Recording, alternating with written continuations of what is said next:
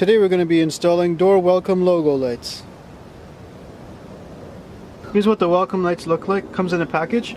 Got it for about 10 bucks off eBay.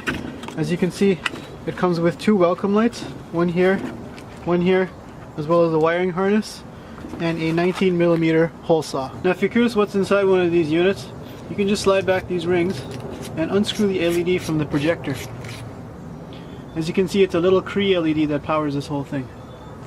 Inside here, I can take out the projector. There's a little protective lens. And this here is the projector. Now if you want to change the logo on this, you just use a little flat screwdriver and pop out the logo. And as you can see, that's the logo that you can change out for another one. Now inside of here, I can use a screwdriver and pop this cover open, and that reveals a little transformer for the high-powered LED. I'm going to be installing this kit on my Lexus ES. The wiring is going to be pretty easy because I'm going to wire it to the puddle light at the bottom here. The first thing we're going to need to do is remove the door panel.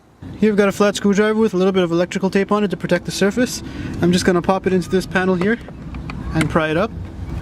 And then I'm going to pry up this side here and pull the panel out. And then disconnect the wiring by squeezing on the tab and removing it. Inside you're going to find a Phillips screw that needs to be removed.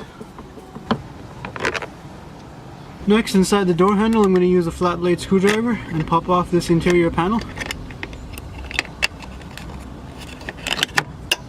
And then you're going to find a Phillips screw that needs to be removed. Next, I'm going to come in with an upholstery clip removal tool and remove the triangle near the mirror. To remove the puddle light, I'm just going to use a small flat screwdriver and go in and release the clip on this side and the clip on this side, and then pop out the puddle light assembly. Then I can disconnect the electrical connector. The rest of the door panel is held on with upholstery clips. I'm just going to pry around from the bottom, release the clips, and then lift the panel up and over the door sill. Next, I'm going to remove the cables for the door lock and door handle. Then over here I'm going to remove the tweeter wire as well as the memory seat wire and remove the door panel from the vehicle. So here I've got the door panel removed from the vehicle.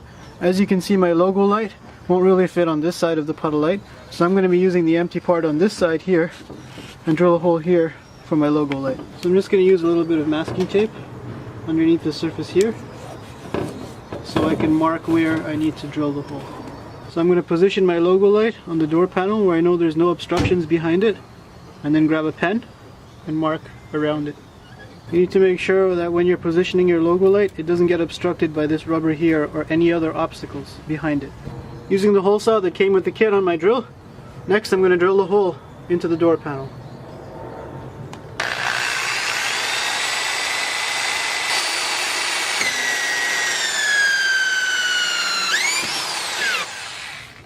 As you can see, the hole saw provided a nice clean hole where I can then feed my electrical wire through and install the logo light into the door panel. Then I can feed the nut through the wiring harness and put the nut over the logo light and tighten it. Next, I'm going to reinstall the door panel. I'm going to start by inserting the wire for the lock into the thumb turn and then the handle. And then over here, I'm going to reconnect the electrical connections for the tweeter as well as the memory seats. Next, I'm going to reinstall the door panel onto the door. But first, hooking it on top of the door sill. Once you've made sure everything's nice and even, you can then proceed to popping all the clips back on all the way around.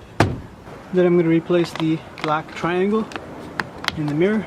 Then replace this Phillips screw behind the door handle. Next, I'm going to replace this black plastic piece behind the door handle. Then I'm going to replace this Phillips screw underneath the window switch. Next, I'm going to replace the window switch, put in the connector, and then reinstall this into the door.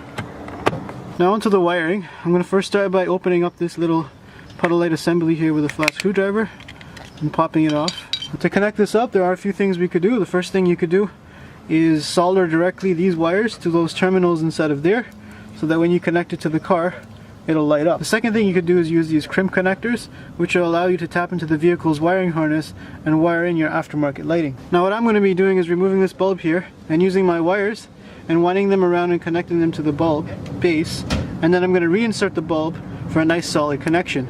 Now because this is an LED, depending on if I want the puddle light to light up as well as the logo light, I can just flip it backwards and not have the puddle light light up. As you can see, I've got my wires stripped. I'm just going to loop them around the terminal of the bulb and wind it around. Made my wiring connections to the light bulb. I'm then going to insert the light bulb into the housing to make the connection. Finally, I'm going to run a zip tie around the loose wiring.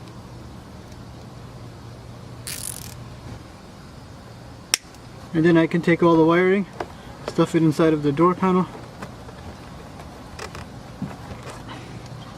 and then replace the lens cover and insert this back into the door panel. Finally, we're going to double check the alignment of the logo lights relative to the car when the door is open. Finally, here's what the logo lights look like at night. And here's the rear door. Here's another shot of the logo lights.